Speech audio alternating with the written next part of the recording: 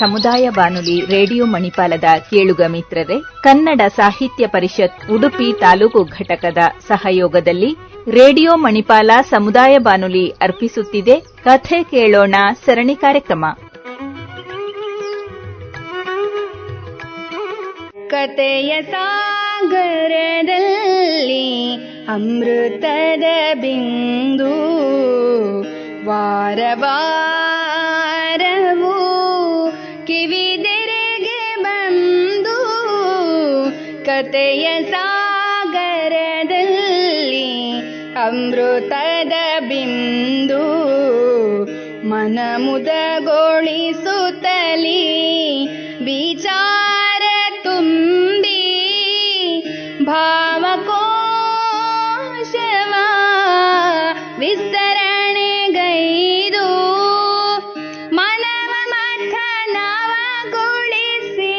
ಬದುಕಿಗೆ ಅನುಗೊಳಿಸಿ ಮನವ ಮಥನವಗೊಳಿಸಿ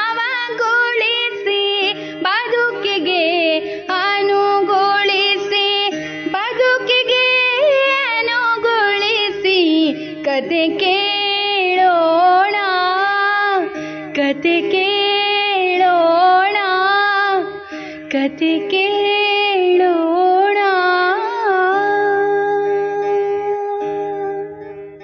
ರೇಡಿಯೋ ಮಣಿಪಾಲ್ ಸಮುದಾಯ ಬಾನುಲಿ ಕೇಂದ್ರವನ್ನು ಆಲಿಸುತ್ತಿರುವ ಸಹೃದಯಿ ಶ್ರೋತೃಗಳೇ, ಇದೀಗ ಪ್ರಸಾರವಾಗಲಿರುವ ಕಥೆ ಕೇಳೋಣ ಸರಣಿ ಕಾರ್ಯಕ್ರಮದ 186ನೇ ಸಂಚಿಕೆಯಲ್ಲಿ ಸ್ವರಚಿತ ಕಥೆಯನ್ನು ವಾಚಿಸಲಿದ್ದಾರೆ ಸಾಹಿತ್ಯಾಸಕ್ತರಾದ ವೇದಾ ಶೆಟ್ಟಿ ಕಾಳಾವರ.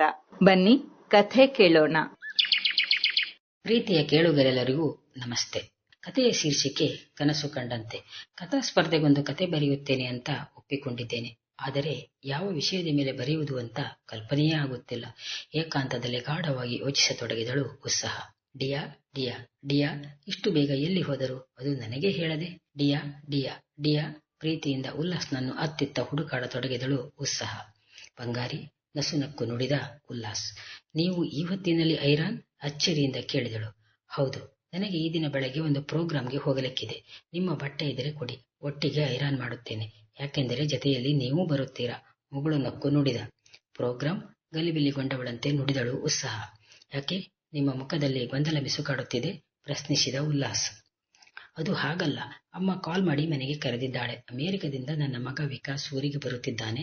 ಅದರ ಪ್ರಯುಕ್ತ ಮನೆಯಲ್ಲಿ ಒಂದು ಸಾಂಪ್ರದಾಯಿಕ ಕಾರ್ಯಕ್ರಮ ಇರಿಸಿಕೊಂಡಿದ್ದೇವೆ. ನೀನು ಉಲ್ಲಾಸ್ ತಪ್ಪದೇ ಬನ್ನಿ ಅಂತ. ಆದರೆ ನಿಮಗೆ ಬೇರೆ ಪ್ರೋಗ್ರಾಂ ಅಂತೀರಾ.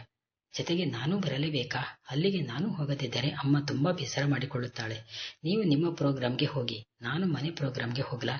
ಪ್ಲೀಸ್ ಡಿಯಾ, ವಿನಮ್ರದಿಂದ ಕೇಳಿದಳು ಉತ್ಸಾಹ. ಹೌದಲ್ಲವಾ, ಒಳ್ಳೆ ಧರ್ಮ ಸಂಕಟವಾಯಿತಲ್ಲ, ಏನು ಮಾಡುವುದೀಗ? ಗಂಭೀರವೆಂಬಂತೆ ನುಡಿದ ಉಲ್ಲಾಸ್.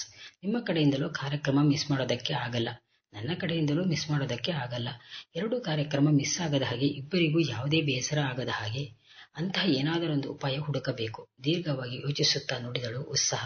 ಹೀಗೆ ಇಬ್ಬರು ಯೋಚನೆ ಮಾಡುತ್ತಾ ಮಾಡುತ್ತಾ ಬಸ್ ಸ್ಟಾಪ್ ವರೆಗಾದರೂ ಇಬ್ಬರು ಒಟ್ಟಿಗೆ ಹೋಗಬಹುದಲ್ಲವಾ? ಮುನ್ಸೂಚನೆ ಎಂಬಂತೆ ನುಡಿದ ಉಲ್ಲಾಸ್. ಅಂತೂ ಯೋಚನೆಯಲ್ಲೇ ಇಬ್ಬರು ಜತೆ ಜತೆಯಾಗಿ ಬಸ್ ಸ್ಟಾಪ್ ತಲುಪಿದರು. ಏನಾದರೂ ಐಡಿಯಾ ಬಂತಾ? ಪ್ರಶ್ನಿಸಿದ ಉಲ್ಲಾಸ್. ಇನ್ನೂ ಏನೂ ಇಲ್ಲ ರೀ. ಬಹುಶಃ ನಾವಿಬ್ಬರು ಜತೆ ಜತೆಯಾಗಿ ಹೋಗುವುದು ಯಾರಿಗೂ ಇಷ್ಟ ಇಲ್ಲ ಅಂತ ಕಾಣುತ್ತದೆ. ಹೌದಲ್ಲವಾ? ಅಗೋ ಅಲ್ಲಿ ನೋಡಿ, ನಮ್ಮ ಕಡೆಯ ಬಸ್ ಸಹ ಬಂದಾಯಿತು. ಬಾಯ್ ಬಾಯ್. ಉಲ್ಲಾಸ್ ಸಂತೋಷದಿಂದಲೇ ನುಡಿದಾಗ ಉತ್ಸಾಹಿಗೆ ಏನೋ ಅನುಮಾನ. ಅಲ್ಲ, ಇಬ್ಬರು ಒಟ್ಟಿಗೆ ಒಂದೇ ಕಡೆ ಹೋಗಲಿಕ್ಕೆ ಆಗುವುದಿಲ್ಲವೆಂದು ನಾನು ಇಷ್ಟೊಂದು ಬೇಸರ ಮಾಡಿಕೊಂಡಿದ್ದರೆ ಇವರೇನು ಸಂತಸದಿಂದಲೇ ಕಳುಹಿಸಿಕೊಡುತ್ತಿದ್ದಾರಲ್ಲ? ಹಾಗಾದರೆ ನಾವಿಬ್ಬರು ಜತೆ ಜತೆಯಲ್ಲಿ ಹೋಗಲಿಕ್ಕಾಗದಿರುವ ನನಗಿರುವ ಬೇಸರ ಅವರಿಗಿಲ್ಲವಾ? ಯಾಕಿಲ್ಲ? ನನಗಾದಷ್ಟೇ ಬೇಸರ ಅವರಿಗೂ ಆಗಬೇಕಿತ್ತು. ಇದರಲ್ಲಿ ಏನೋ ಇದೆ. ಅವಸರದಿಂದಲೇ ಬಸ್ ಸೇರಿದಳು ಉತ್ಸಾಹ. ಆಕೆಯ ಯೋಚನಾ ಲಹರಿ ಮುಗಿಯುವುದರೊಳಗೆ ಬಸ್ ಸ್ಟಾಪ್ ಬಂದೇ ಬಿಟ್ಟಿತು.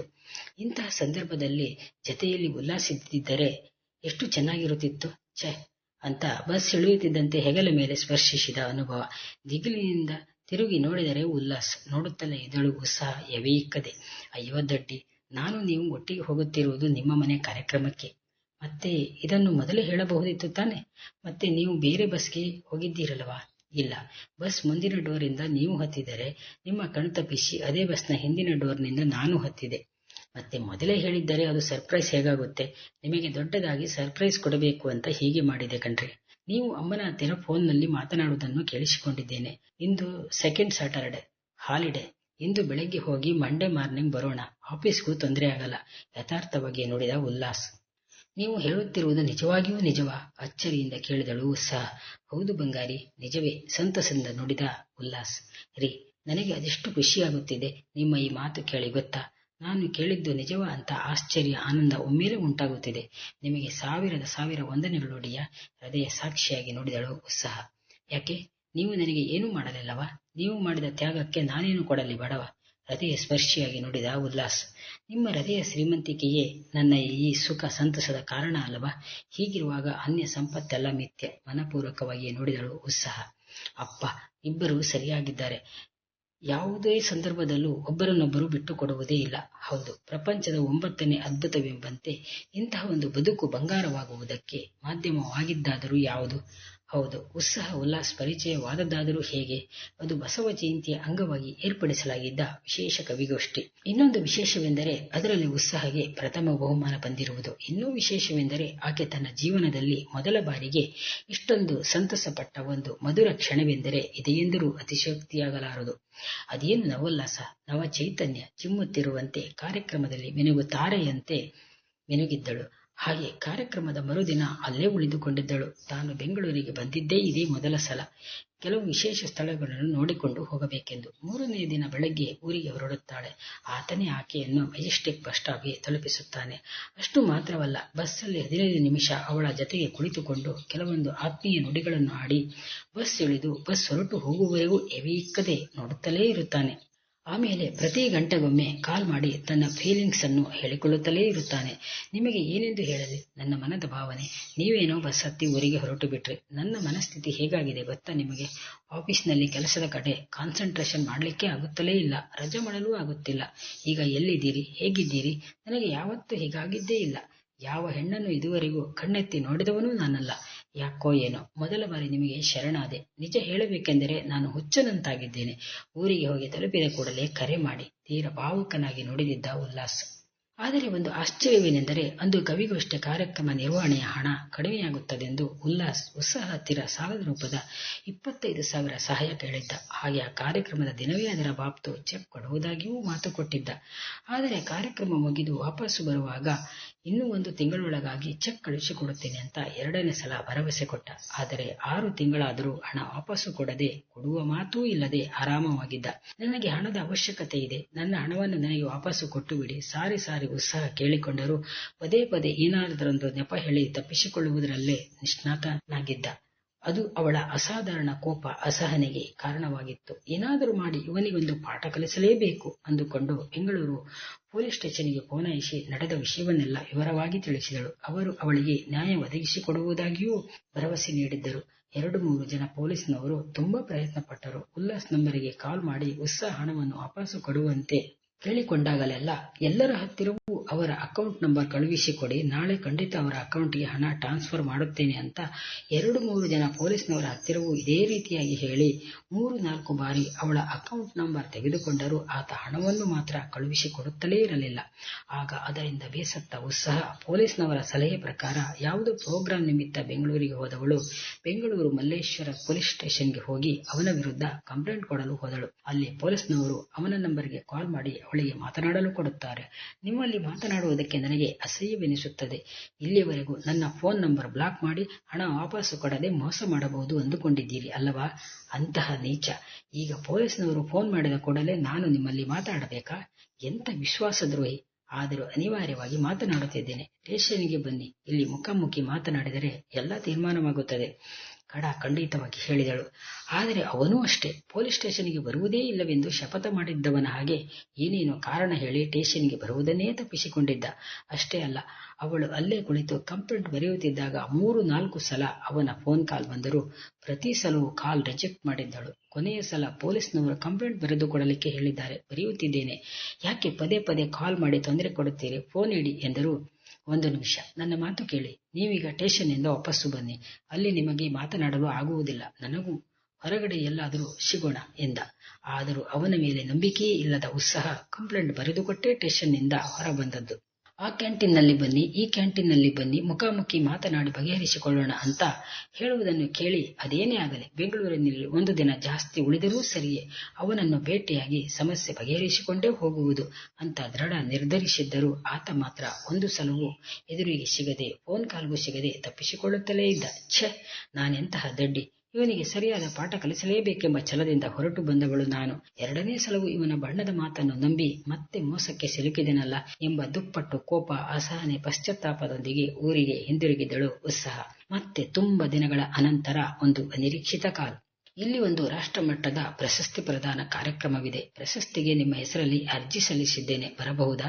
ನಿಮ್ಮ ಮೇಲಿನ ಕೋಪ ಹೋಗಲೇಬೇಡ ಎನ್ನುತ್ತಿದ್ದರೂ ಪ್ರಶಸ್ತಿ ಹೂವು ಅನಿಸುತ್ತಿದೆ. ಬರುತ್ತೇನೆ, ಖಂಡಿತ ಬರುತ್ತೇನೆ ಎದ್ದವಳು ಡಿಸೆಂಬರ್ ರಾತ್ರಿ 7:45 ಹೊರಟು ಬೆಳಗ್ಗೆ 7ಕ್ಕೆ ಬೆಂಗಳೂರಿಗೆ ರೀಚ್ ಆಗಿದ್ದರೂ ಉಲ್ಲಾಸ್ ಅವರೇ ಬಂದು ಕರೆದುಕೊಂಡು ಹೋಗುತ್ತಾರೆಂದುಕೊಂಡು 10:45 ಕಾಲ್ ಮಾಡುತ್ತಲೇ ಇದ್ದದ್ದು. ಆದರೆ ಫೋನ್ ಮಾತ್ರ ಸತತ 3 ಗಂಟೆಯವರೆಗೂ ಸ್ವಿಚ್ ಆಫ್ ಅಂತಲೇ ಬರುತ್ತಿದ್ದದ್ದು. ಆದರೆ ರಾತ್ರಿ ಬಸ್ ಹತ್ತಿದಾಗಿನಿಂದ ಬೆಳಗ್ಗೆ ಇಳಿಯುವವರೆಗೂ ಕಾಲ್ ಮಾಡುತ್ತಾ ಈಗ ಎಲ್ಲಿದ್ದೀರಿ, ಅಲ್ಲಿಗೆ ರೀಚ್ ಆಗುವುದಕ್ಕೆ ಎಷ್ಟು ಹೊತ್ತು ಆಗಬಹುದು, ನಿಮ್ಮ ಬರುವಿಕೆಗಾಗಿ ಕಾಯುತ್ತಲೇ ಇರುವೆ ಅಂತ ಪದೇ ಪದೇ ಹೇಳುತ್ತಿದ್ದವರು ಈಗ ಯಾಕೆ ಈ ರೀತಿ ಸ್ವಿಚ್ ಆಫ್ ಮಾಡಿಕೊಂಡಿದ್ದಾರೆ? ಅಂದರೆ ಆಕಸ್ಮಿಕ ಇವರಿಗೆ ಏನಾದರೂ ತೊಂದರೆಯಾಗಿರಬಹುದಾ? ಈ ಆತಂಕ ಇನ್ನೊಂದೆಡೆ. ಕೊನೆಗೆ ತೀರುವ ಕೋಪ, ಬೇಸರ, ಅತ್ಯಂತ ಅಸಹನೆಯಿಂದ ಆಟೋ ಹಿಡಿದುಕೊಂಡು ಹೋಗಿ ರೂಮ್ ಬುಕ್ ಮಾಡಿದ್ದು ಆಯಿತು.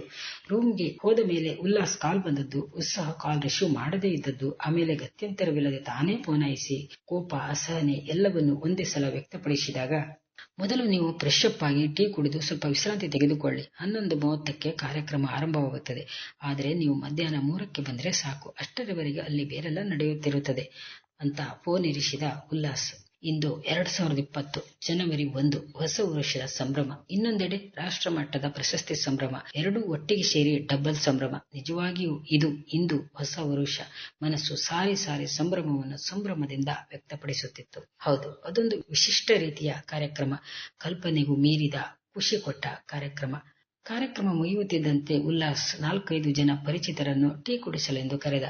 ಟೀ ಸ್ಟಾಲ್ ಸುತ್ತಮುತ್ತ ಪೊಲೀಸ್ನವರು ಹಿಂದೆ ಮುಂದೆ ಗಸ್ತು ತಿರುಗುತ್ತಿದ್ದರು. ಅದನ್ನು ಗಮನಿಸಿದ ಉತ್ಸಾಹ, ಈಗ ಪೊಲೀಸ್ನವರಿಗೆ ರೆಡ್ ಹ್ಯಾಂಡ್ನಲ್ಲಿ ನಿಮ್ಮನ್ನು ಹಿಡಿದುಕೊಡಬಹುದು. ನಗುತ್ತಾ ಅವನತ್ತ ನೋಡಿದಾಗ ತನಗೇ ಕೇಳಿಸದ ಹಾಗೆ ಏನೋ ಗೊಣಗುತ್ತಿದ್ದ. ಜೊತೆಯಲ್ಲಿ ಮುಖ ಬೇರೆ ಕಪ್ಪಿಟ್ಟಿತ್ತು. ಸಾರಿ, ಹೊರಟಾಯ್ತಾ ಮತ್ತೆ? ಉಲ್ಲಾಸ್ ದೀನನಾಗಿ ಉತ್ಸಾಹಳತ್ತ ನೋಡಿದಾಗ ಸರಿ ಅಂತ ಕ್ಯಾಂಟೀನತ್ತ ಕೈ ತೋರಿಸಿದ. ಸಪ್ಲೈಯರ್ ಅಲ್ಲಿ ಟೀ ಆರ್ಡರ್ ಮಾಡಿದ. ಆಗ ಅಲ್ಲೇ ಪಕ್ಕದಲ್ಲಿದ್ದ ಉತ್ಸಾಹ ಹತ್ತಿರ 50 ರೂಪಾಯಿ ಕೊಡೆ, ಚೇಂಜ್ ಇಲ್ಲ ಅಂತ ಸಲುಗೆಯಿಂದ ಕೇಳಿದ. ಇವರು ಮತ್ತೂ ನನ್ನಲ್ಲಿ ಹಣ ಕೇಳುತ್ತಿದ್ದಾರಲ್ಲ ಮನದಲ್ಲೇ ಅಂದುಕೊಂಡರು. 50 ರೂಪಾಯಿ ವ್ಯಾನಿಟಿಯಿಂದ ತೆಗೆದುಕೊಟ್ಟಳಾದರೂ, ಅಲ್ಲ, ನನ್ನ ಹಣದಲ್ಲಿ ನೀವು ಅವರಿಗೆ ಟೀ ಕುಡಿಸುವ ಅಗತ್ಯವಾದರೂ ಏನಿದೆ? ಕ್ರೆಡಿಟ್ ಎಲ್ಲ ನಿಮಗೆ, ಹಣ ಮಾತ್ರ ನನ್ನದು. ಚೇಂಜ್ ಇಲ್ಲ, ಅದಕ್ಕೆ ಕೇಳಿದೆ. ಮತ್ತೆ ಅವರಲ್ಲಿ ಹಣ ಕೇಳಲಿಕ್ಕೆ ಆಗುತ್ತಾ? ಅದು ಸರಿ, ಆದರೆ ಅವರು ತಮಗೆ ಟೀ ಕುಡಿಸಿ ಅಂತ ಕೇಳಿದ್ದಾರಾ? ಈಗ ಏನು, ನಿಮಗೆ ಹಣ ವಾಪಸ್ಸು ಕೊಡಬೇಕು ಅಷ್ಟೇ ತಾನೆ? ದೊಡ್ಡದಾಗಿ ಅಂದನಾದರೂ ಹಣ ವಾಪಸ್ಸು ಕೊಡುವ ಜಾಯಿಮಾನದವನು ಅವನಲ್ಲ ಬಿಡಿ.